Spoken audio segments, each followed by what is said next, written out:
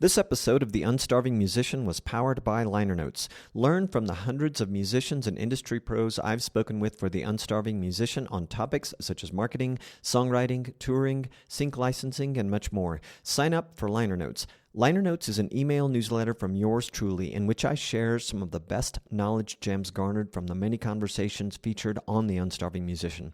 You'll also be privy to the latest podcast episodes and Liner Notes subscriber exclusives. Sign up at unstarvingmusician.com/liner notes. It's free and you can unsubscribe at any time. This is The Unstarving Musician. I'm Rabanzo. This is my podcast. It features conversations with independent music artists and industry professionals with occasional special topic episodes featuring yours truly. A glimpse into the minds of my varied guests, all intended to help independent music artists better understand the marketing, business, and creative processes that empower us to do more of what we love. Make music. Welcome to another episode. Where are you? How are you? What are you wearing? Thank you for being here. I really appreciate you. Always. A couple of quick notes before we get to my guest. Bandzoogle notified me that they have a new EPK plan. At the end of this episode, I always read about a special deal from ConvertKit, but where you can get a discount on the first year of any plan, and you can check out this new EPK plan. I really like the looks of it. I think it's a new price point, like a great price point, entry price point, and has some cool things for musicians who need an EPK page. So you should check it out. There'll be a link in the show notes and a mention at the end of this episode. And lastly, before we get to my guest, I wanted to mention that I've been writing about publishing and distribution in recent editions of Liner Notes, which, as you know, you can get or sign up for at unstarvingmusician.com/liner notes. But my last email included thoughts from former guest Dean Johannesson. He's a guitarist, songwriter, singer dude that I really like. But he was sharing about starting his own publishing company. If you are interested in my observations on publishing and distribution and related things, sign up for Liner Notes or check out the link in the show notes for one or more of the recent emails that went out. I'll put a link to those so you can check them out. Now to my guest, Ady Parzentny. Oh, I think I got his name right. From Hit the Road Studios is my guest. He has some interesting stories to tell. He's recorded in a mobile studio from the deserts or in the desert of Morocco and has several courses on ProMix Academy. And these courses are on production and mixing. You should check it out. But this is what Lars Deutsch, another former guest, told me about Ady when he suggested I have him on as a guest. And thank you, Lars. Ady was a wonderful guest to have. Ady says he's doing what he's doing to make the world a better place by helping people make good recordings and go on tour and do what they love, make music, right? Like us here. Ady, as a mixing engineer and music producer, he works with musicians worldwide in pop, rock, jazz, and world music and fusions therein. He has worked with world-class musicians like Nani Vazana, who hit number 10 on the European world music charts, Mehdi Nassouli, Karim Ziad, who plays with bands like Snarky Puppy, and many, many, many more musicians that Ady has worked with. My conversation leads me to believe that Ady is a lovely human being, an impression that I'm sure you're going to agree with when you listen here.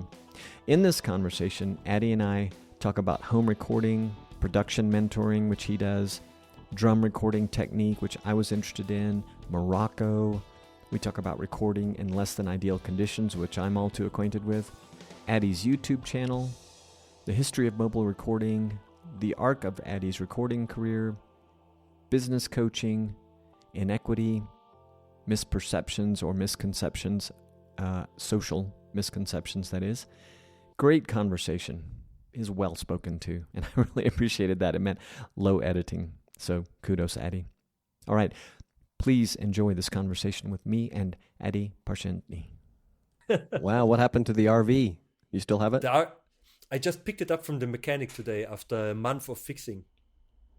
So, So yeah, so you're it are took. you officially not a nomad for the time being?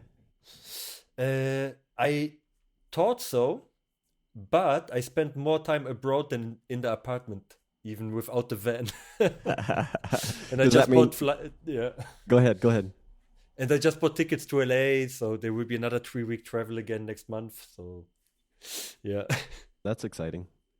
yeah. You're a producer or musician, or what is your story shortly? Yeah, I'm a lifelong drummer and singer. Although the singing has been a more recent thing in my life, and I play a little bit of guitar. I started doing some home recording I started buying gear right before the pandemic to Hmm. record drums and vocals for a song that I'd written. It was really the first time I was ever going to do a song that I just completely wrote myself, and so I did, and I excuse me, I ended up doing two songs over the course of that year and recording the Wow. drums and vocals at home, and then worked with a friend and wonderful engineer producer who's based in the Dallas, Texas area, and one other, and he's a musician too, so he played on it, and then one other musician who at the time was in California. So yeah, that's my recording adventures have been recent. I have another recording project I keep procrastinating on with another friend, but I very Oh. much enjoy learning about and tinkering around with the um, kind of with the live recording. I haven't like had a band with me, but recently with an acoustic guitar player and vocals, and then also doing these a short series of drums and loops where I play over some loop, um, and just kind of recording that live and tinkering around with mixing the iPhone audio with mic'd up audio, through my Logic Pro rig. So it's fun anyway. That's so cool. Yeah. Oh, I love these stories. This is wonderful. Welcome to the recording world. Yeah, I know. Every time I learn about, I was doing a little bit of homework this morning about your work, and every time I do it, I'm like, I should really dive deeper into this because I have the beginnings of the gear and software to do, and I have a drum set and I'm a drummer. Mhm. I can help other people probably, but there's so much to learn always, right? Yeah, definitely, definitely. This is the beauty of this job. It's never ending. You can always learn and improve and learn something new, and this makes it truly exciting. Yeah, speaking of learning, I gathered that you're a production mentor for an organization or an academy called Promix, and that you have some tutorials and you do one-on-one coaching sessions with producers around the world. Tell me about that. I'm really feeling blessed and lucky that I became a mentor at Promix Academy with 25 tutorials.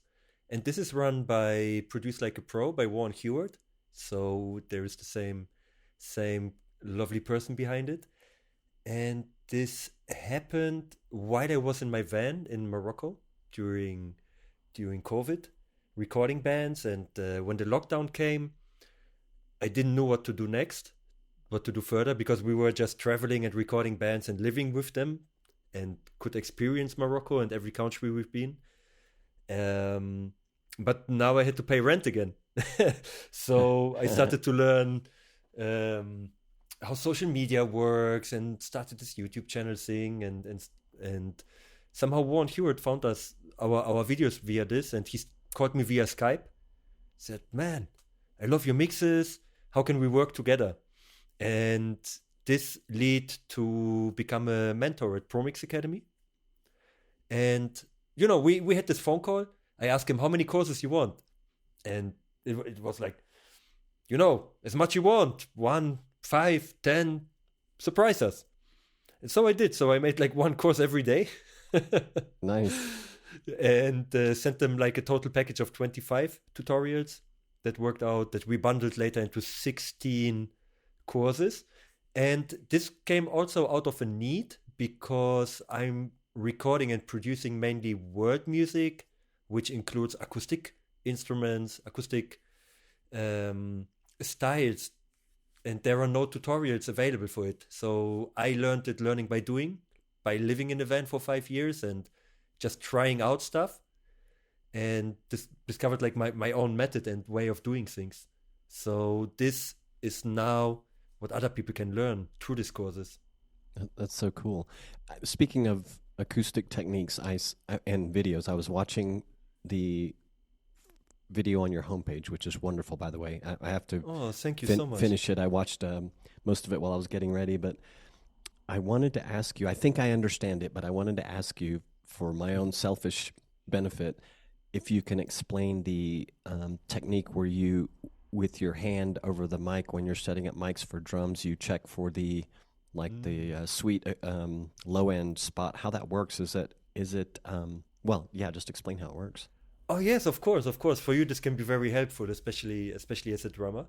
And this technique is helpful for me because I'm working with many drums that I haven't seen before in my life. So I want to get the best low end.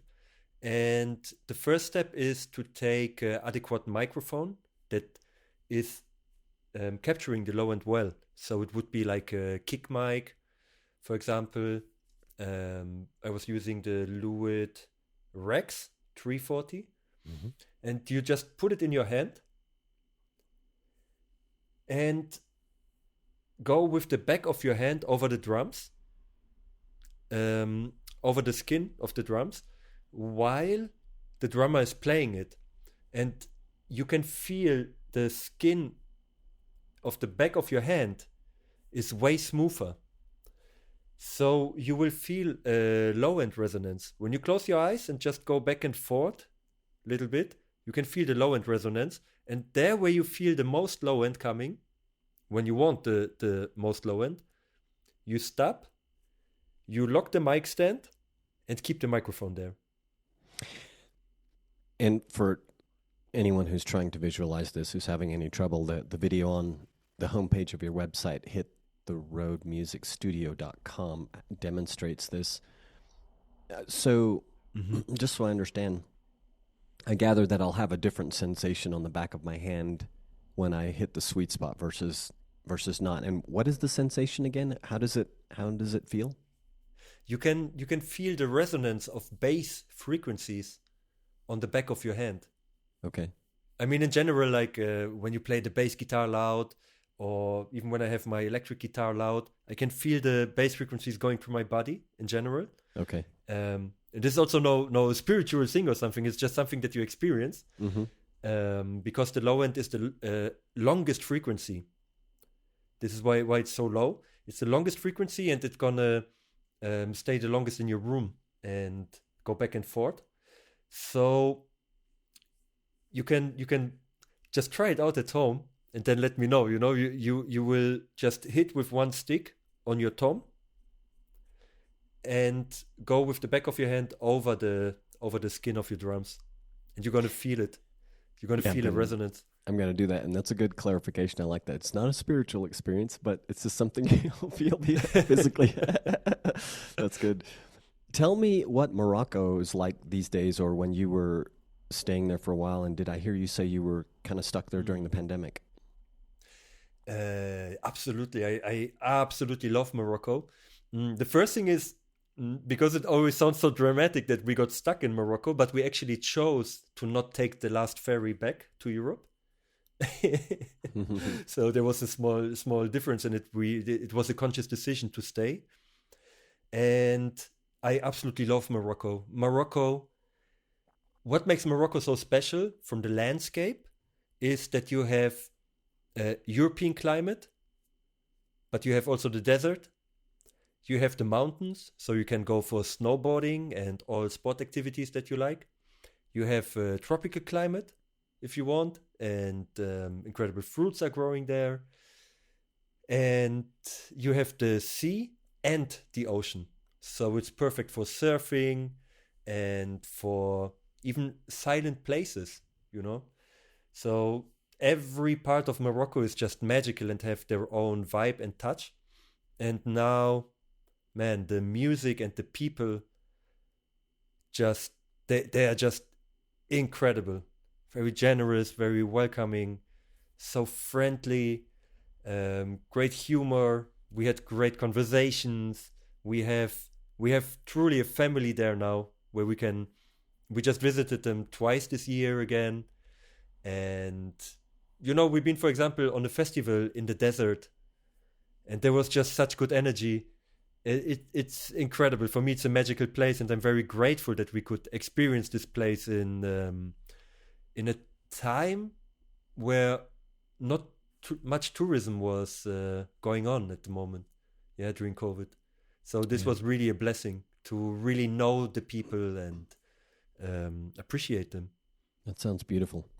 In my lifetime, I don't like to say my age very often. I'm still at that stage of my life. I'm 59, but in my lifetime, I started following British bands when I was very, very young.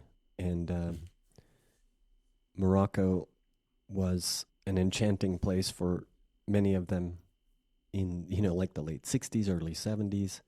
Mm-hmm. And if memory serves me correctly, it has gone through some turbulent times as well, and maybe has a little bit of that today. But I hear people very recent years talking about it again, still a wonderful, wonderful visitable place.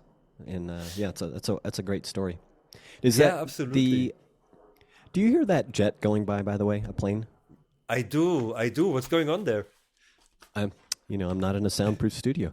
I'm always curious, when I hear these recordings, when something like that happens, I never hear it on. I never end up hearing it, but so I'm going to pay more attention this time because you heard it, so I should hear it.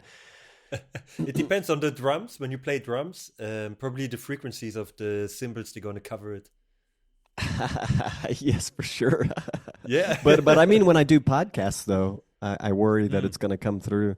I've recorded. I'll have to send you, if you don't mind, links to a couple of recordings so you can hear. I recorded the drums in the most not ideal situations, but they came out good, and with the help of my friend who engineered and mastered them. But I'll have to send them to you. And if you're curious for me to describe, well, I'll send it with the description of what I was dealing with. I just thought to myself, this has to work. I know that people have recorded in as bad or worse conditions and come up with something good. So definitely, I would love to hear what you came up with. And I must say, this not so ideal conditions. At first, it depends on the genre, what you like to record, and they have their touch, because every recording is not the room plays a role. And when you do like location recording, like we do it, or you are just in places that are not record studios, professional record studios, you get another color. You get the color of the room inside your record, and this, I think, makes recording very exciting and can make a difference. Yeah, having read the things I have read about recording, I'm always fascinated with the different rooms and the sentiments that artists have, some of them who are that into it, like the rooms that they were in from a sonic perspective. And I've always assumed what you said. I love the way you put it, but I've always assumed that is the case. And when I heard the raw tracks that I recorded just of the drum set, I thought that doesn't sound.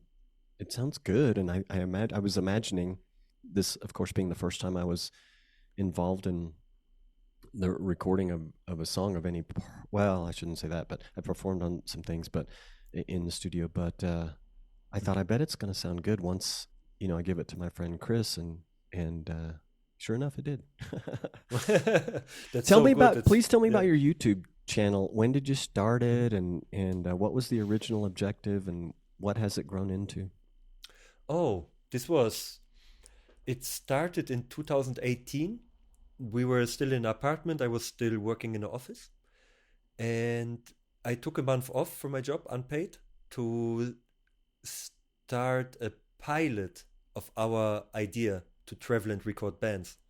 And it brought us to Morocco, actually. So we came back with 12 records, and I could learn mixing after my vacations, And yeah, we started to mix all the songs, finish those videos, and the idea was to put up the videos on YouTube and have a playlist with music from around the world to show how music connects us as people.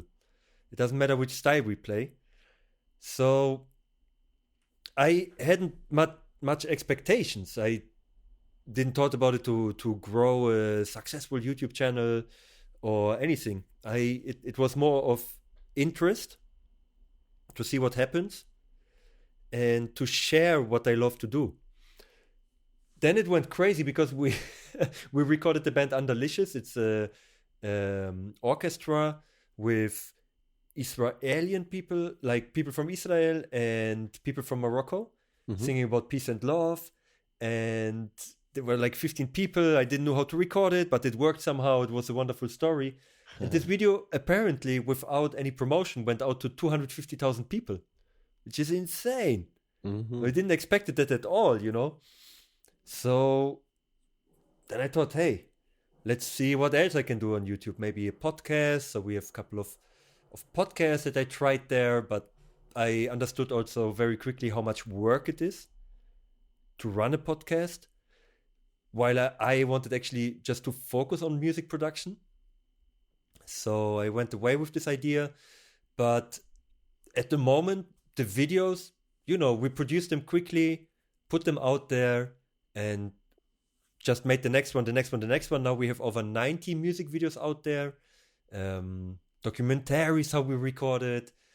I started to have a couple of partner companies, so I made some product reviews, which was very exciting and interesting because I could make it in my way, which is a little bit different.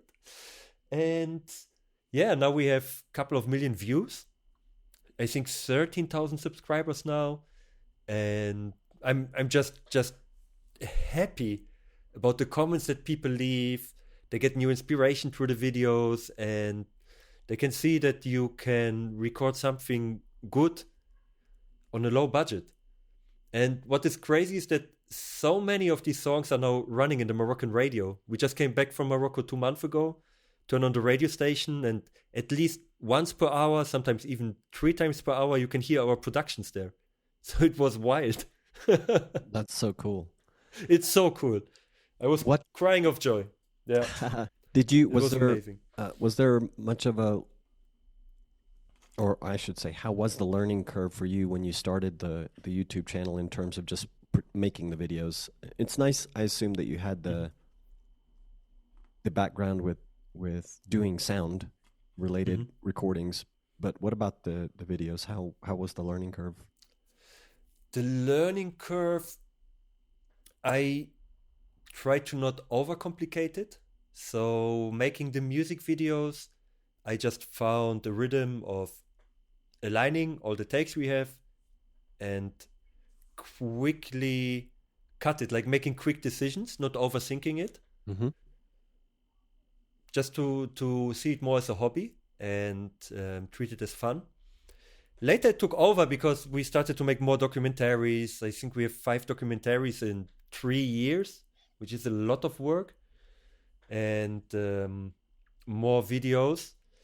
And I found myself putting my own musical creativity aside. I'm a musician for 24 years now, and music is just, it's like breathing for me. I have to create.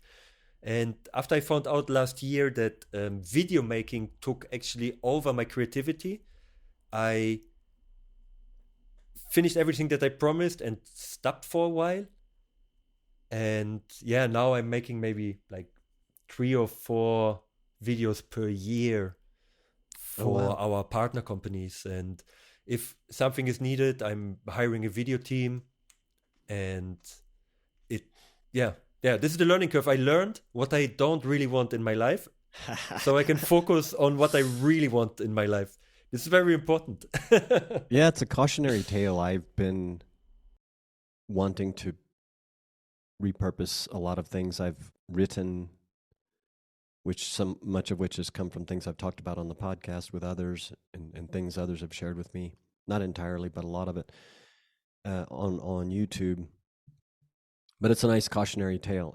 Now, that said, I having seen what I've seen, and just hearing you describe it, the videos that you're making when you're involving just a band and I can just stop there and forget about all the other things that are around that in one video. There's a lot of moving parts, and I would imagine it's a lot more involved time-wise than to, for instance, make a talking head video, or something. Yeah. But I have a friend he's from the south of France, and he's been working on courses he's actually an IT engineer, but he's been working on courses for content creation, but doing it like very efficiently. And he's been asking me for a while to try out some of the stuff that he's created and give him some feedback. And I was reading and watching some things that he did, and he had some really wonderful tips for keeping things simple, like you were saying that you did, and not overthinking and various other things and relying on low tech many times to get things done a little faster. Mm-hmm. And so anyway, I think I'm definitely going to do it some, but it will be. I'm glad I'm having this conversation with you because it's a good reminder, because I really like to play music as well and record, but I spend a lot of time on the podcast, and I don't want to necessarily become some big, overly invested in YouTube. Mm-hmm. Yeah, definitely. It's so important to have this clarity. And there are some people who are really made for YouTube. They make a lot of money with YouTube, and they make it really good. Like when I see it, they just love doing it. And yeah, for me, it's just another priority in life. So it really depends. Maybe it's good to have a goal, to say, hey, I want a YouTube channel. Next year, I want to grow to so and so many followers. What do I have to do? And have a plan and stick with the plan. And this is what I do with music, Yeah. So I just had to choose. So it's definitely a good experience, because the cool thing is, and this is what I saw also with the tutorials, it made me a better engineer, because I'm reviewing my steps, all the mixes. I could check again, what have I done here, what have I done there, and I can't use the words like magic anymore. You can't say, I put this bass plugin and it does some magic to the bass. You have to really analyze, it's adding more low end, it's cutting a bit from the mid-range, and brings it more forward, probably a little bit of compression. And along this articulation helped me to make more conscious decisions and relearn some techniques that I used before. So I can really recommend it to just try it out, see how it works, but also be clear if you want to do it full time. Right. It's good advice. Really good advice. Thank you. If you're anything like me, you struggle to keep your energy level steady, especially in the afternoons. I love coffee, but try not to drink it after around 10:30 in the morning. Sometimes I have the forbidden third cup, but, normally. Making music, creating new podcast episodes, writing subscriber emails, and producing videos requires a lot of focus. Can't you imagine? I'm talking about productivity and creativity here. Well, I found something helpful. It's called Magic Mind. After trying it, I found it to be an ideal fix for my afternoon energy focus needs. It's ideal to me because it's easy to drink and it tastes great. That's right, easy to drink. It's like a little energy shot. It has a short list of high-quality ingredients that will intrigue and likely help you. I think matcha may be the difference maker for me, but there are others, including Bacopa monnieri and cordyceps mushrooms. Those were both hard to pronounce, but it's intriguing, right? I really like the taste of Magic Mind, and I felt really good after taking it, and I'm not even good at taking supplements. I encourage you to check it out, especially if you struggle to stay focused like me. This month of January only, Magic Mind will help you crush your 2024 resolutions and goals, fully focused. Here's the deal. You can get 1 month for free when you're subscribed for 3 months at magicmind.com/JANTUM. That's like January and TUM for the unstarving musician. Again, that's magicmind.com/JANTUM. Use discount code TUM20. It's for an extra 20% off, which gets you 75% off in total. This only lasts until the end of January, so hurry up before it goes away. Again, get 1 month for free when subscribing for 3 months at magicmind.com/JANTUM. Use discount code TUM20, and you can find all this in the show notes if it's too hard to remember. Try it out. You'll like it. When I think of mobile studios, and it's been, well, when I think of mobile studios, I think of the Rolling Stones because of their history in this area. Of course, technology has come such a long way. But do you have thoughts about, or have you ever thought about what they did in those early days of their career with mobile recording and the mobile recording studio? It's so cool what they did. This is just incredible. Like I watched the documentaries, and I think it was the father from Ryan Hewitt who also had like a mobile truck, and it was very inspiring because it's exciting. You have always new venues and have to find a good sound before the band gets bored. So it's a nice challenge. Yes. And you learn through this challenge, and you learn your mic locker. You will not overthink, oh, do I need a little bit more of top end here in the voice? Which I love to do also when I'm in big studios. Yeah, to take time, maybe even 3 hours to find the right vocal mic and find the right overhead mics and try stuff. But the mobile recording, or how Sylvia Messi calls it, adventure recording, yeah, it's a adventure, and it can really help you to make quick and good decisions, which ultimately helped me to become a better engineer. Yeah, the stories of these original mobile studios, the different scenarios that, and especially the ones that are, historic recordings, when you hear the stories of the scenarios they faced are very fascinating.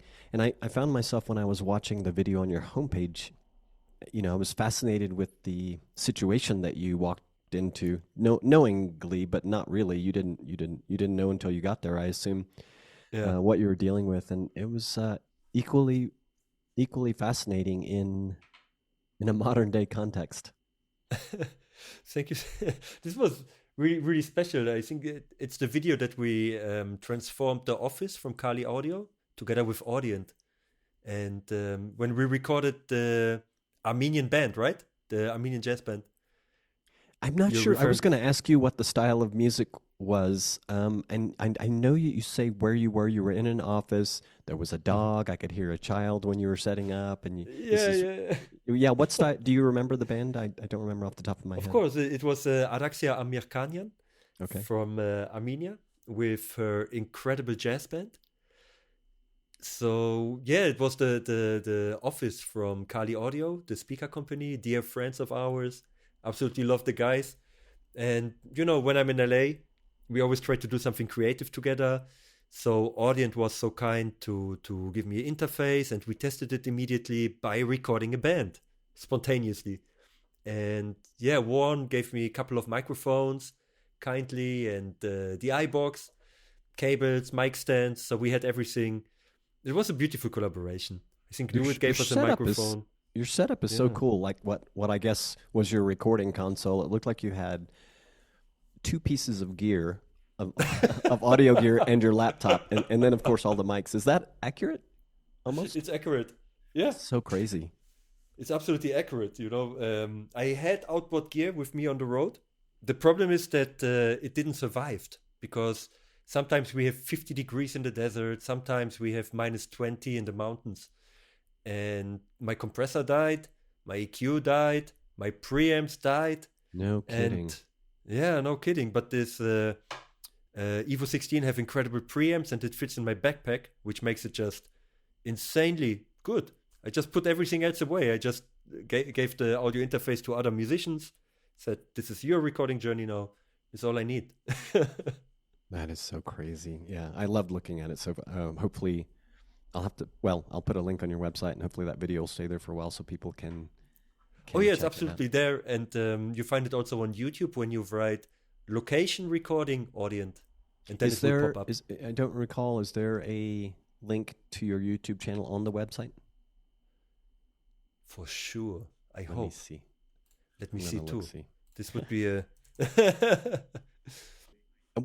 I know that they can get to your YouTube channel because all of these videos that are on your homepage, the two I'm looking at now, they reside on your YouTube channel, I believe. So that would be an easy way to get there. Exactly. And there was also the idea to keep people on the page.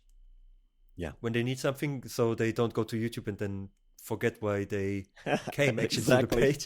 Because the page is mainly there to get booked for new mixing gigs. So I think I had the YouTube link there. Check out my YouTube channel, but I took it off.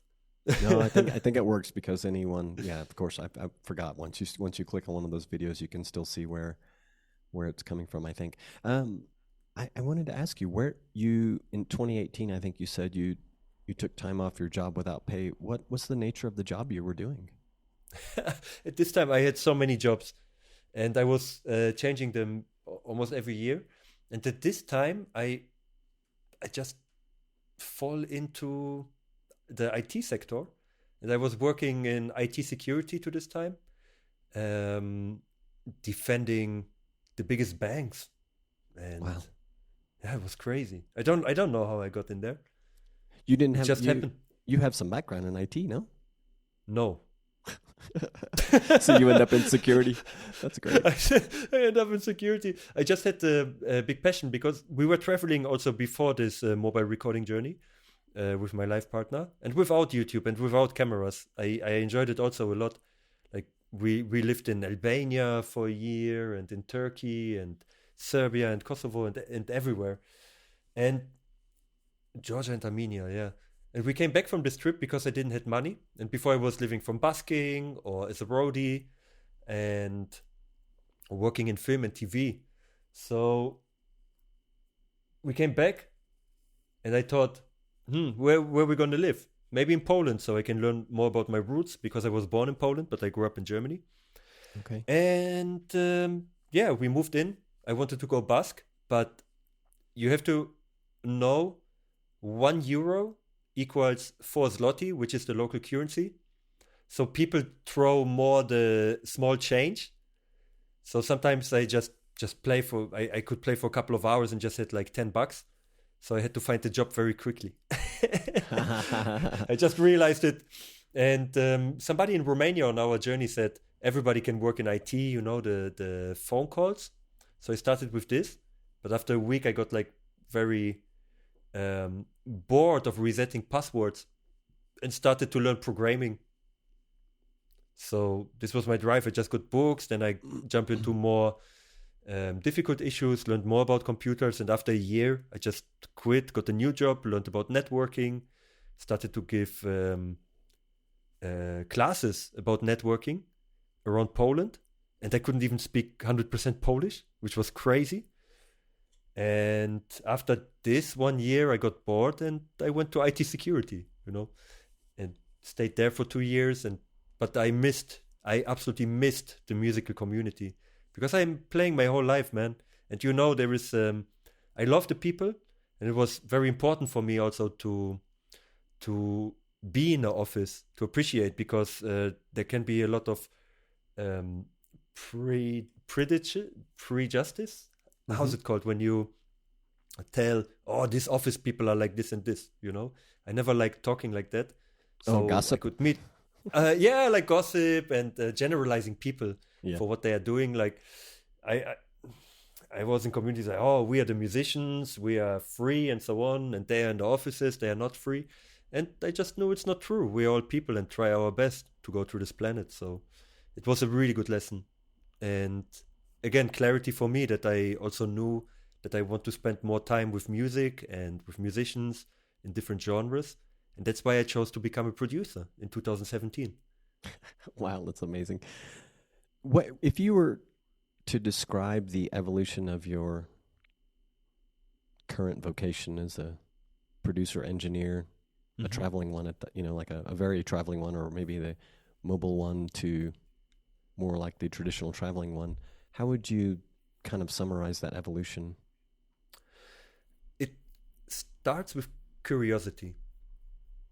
This is where it all starts. Everything what we do is like a curiosity, and then following this path, So the evolution was learn what is an interface, what is the EQ, how does it work, what are the different mic types. I started to buy one interface and learn Pro Tools, and then a dynamic mic. I shot one by eBay, and was recording for the half day. Just play some sounds, move around the room, see how it changed, wherever I put it, what happens when I put it close. So this curiosity started, and then it became an obsession, watching all the tutorials that are possible on different platforms and trying to get into studios, which wasn't so easy at this time because they were pretty busy, and it can be blocking for them when they have, unfortunately, because I think education is very important to show people. But of course, when you run a commercial studio, it can be difficult. So it was difficult to get in and learn firsthand. So I just tried at home, trying plugins, learn about the history of recording. Then I got my first bands that I recorded, some metal bands in Poland. We rented some noisy rooms, this rehearsal rooms that you can book for an hour, for example. Mm-hmm. So we got a good price and booked them overnight when they were usually empty. So the owner was happy, we were happy because nobody else was playing. So we can.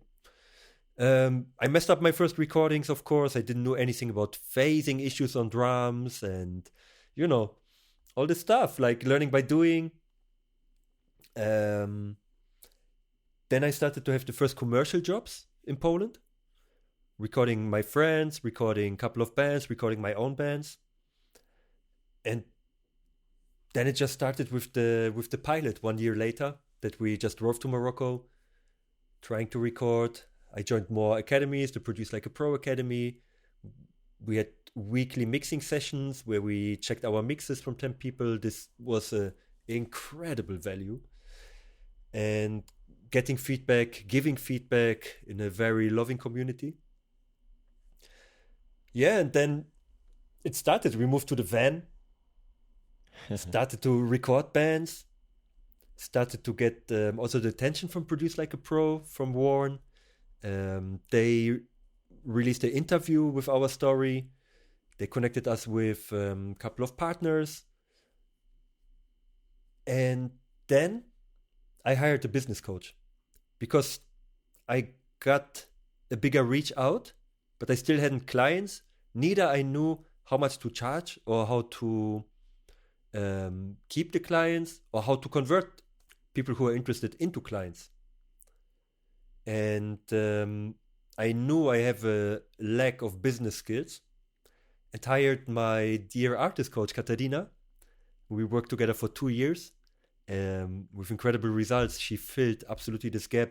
And this was another milestone that I could invest into myself, because before I never did this.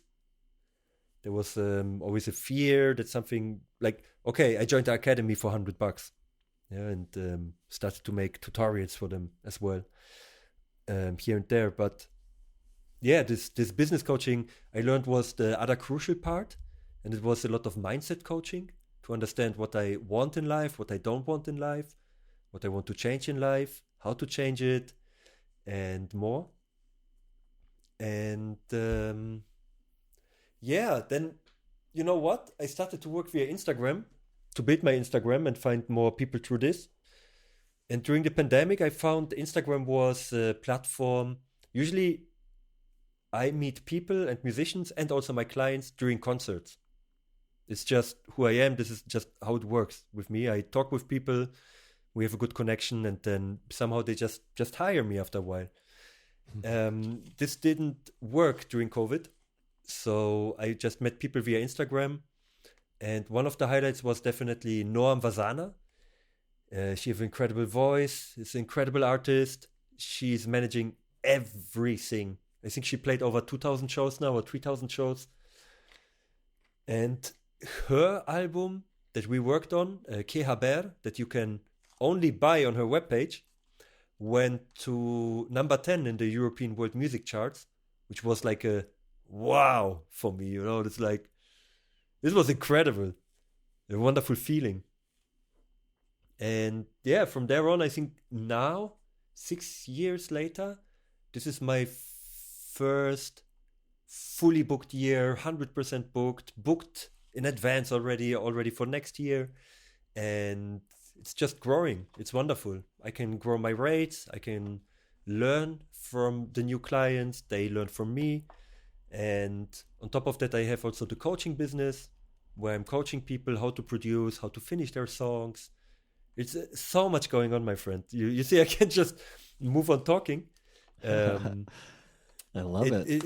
It's just incredible. It started from sitting in a van and trying to compete, actually with myself, but with my mind, to say, oh, I'm in a van. Other people have like incredible studios and post about them, and I don't even have outboard gear, and I'm mixing on headphones.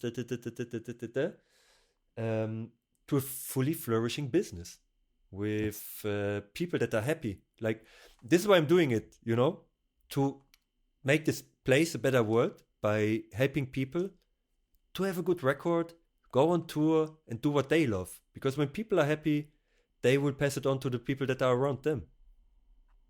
Yeah, that's a great philosophy. What was the name of the last artist you mentioned? The one that you had the top 10? Nani Vazana. How do you spell Nani that? Vazana.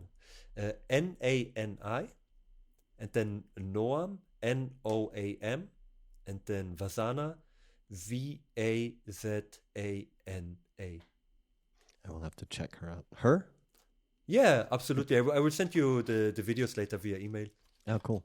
And how did you find and choose Katarina as your business coach?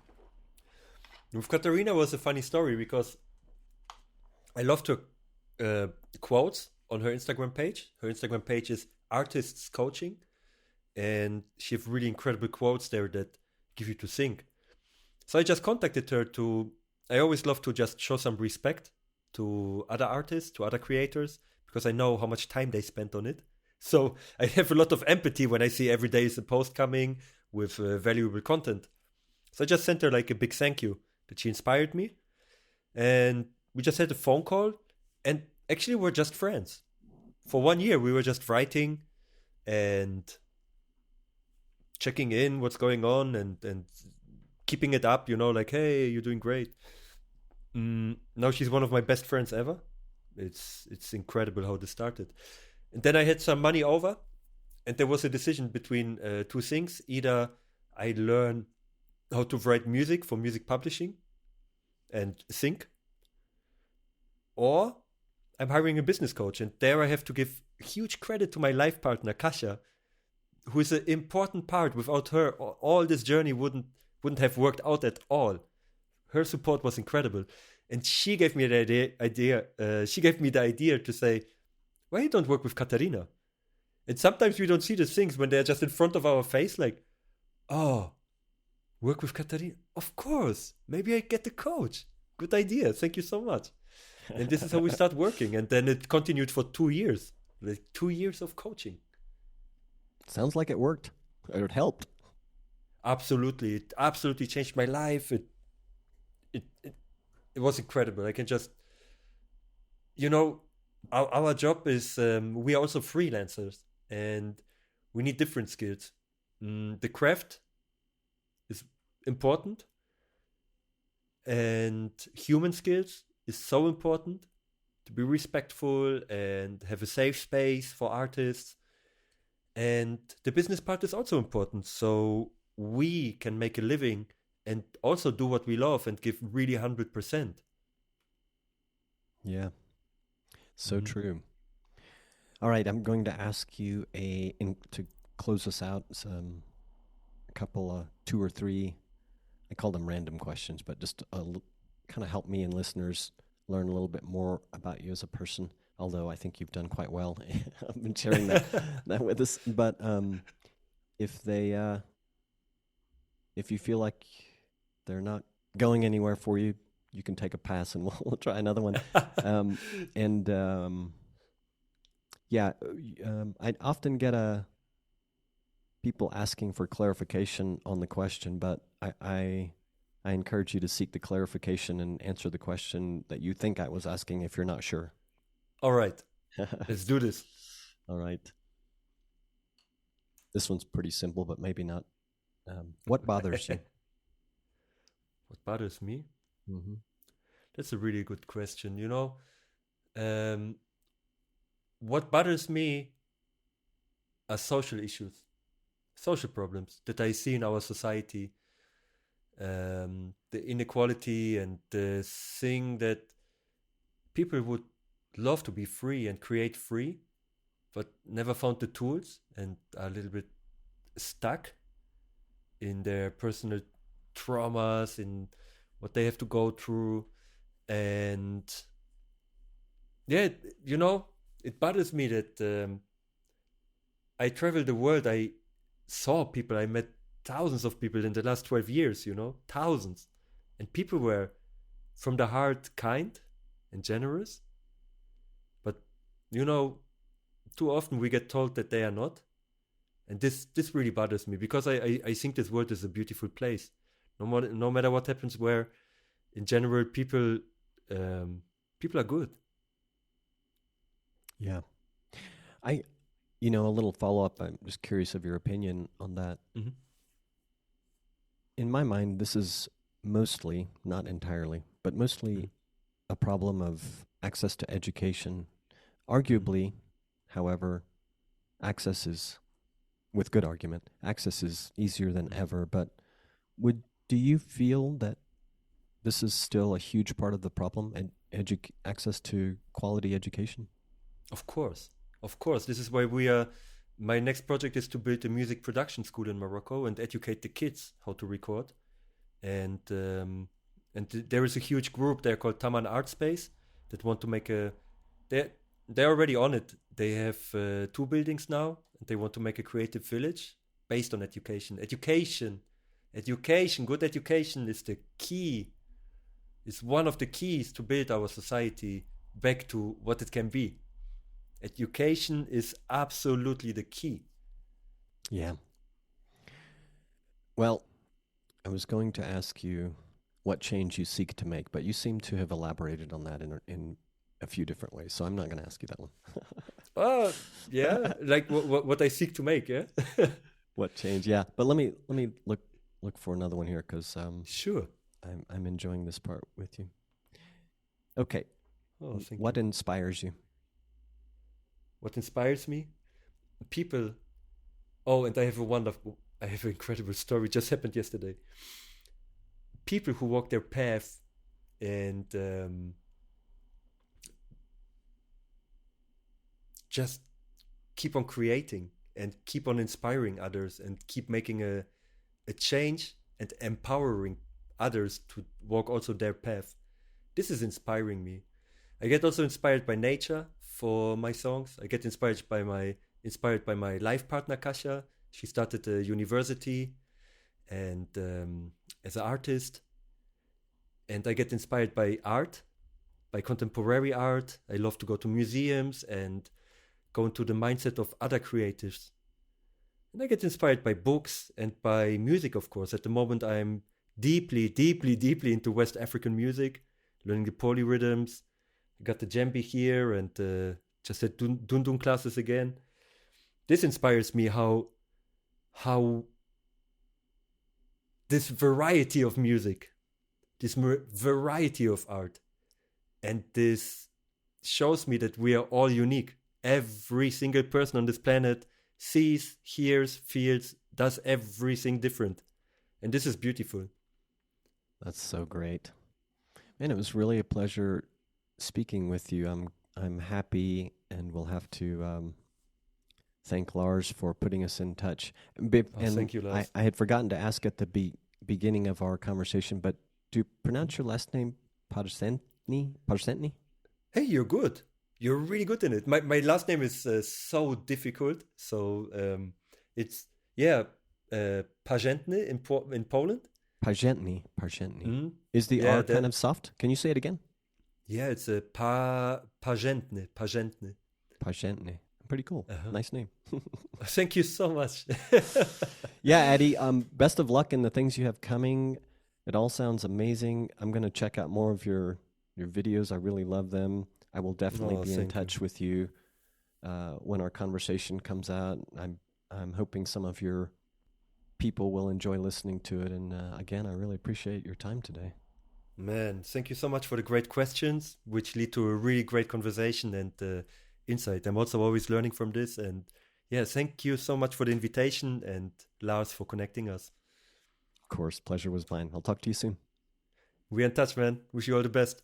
Same to you. Cheers. If you do not yet have a website for your music, check out Bandzoogle. It was created to help musicians and bands build their website and manage direct-to-fan marketing and sales. Bandzoogle has amazing design options, a commission-free store to sell music, merch, tickets, and more, plus tools that can capture detailed fan data for you. Try it free at bandzoogle.com. Use the promo code ROBONZO, ROBONZO, to get 15% off your first year. Thank you for listening. You can leave us feedback, questions, comments, complaints at unstarvingmusician.com/feedback. If you enjoyed this podcast, please follow us on Apple Podcasts, Spotify, or wherever you listen. If you love this podcast, please visit unstarvingmusician.com/crowd-sponsor to learn about the many ways of showing your love and support. Your support does indeed equal love. The series music you heard in this episode is New Gods Part 2 by yours truly. Find links for all the places to hear the full version with vocals by yours truly at robonzo.com. Find links for all the people and things talked about in this episode at unstarvingmusician.com. Peace, love, and a whole lot of gratitude.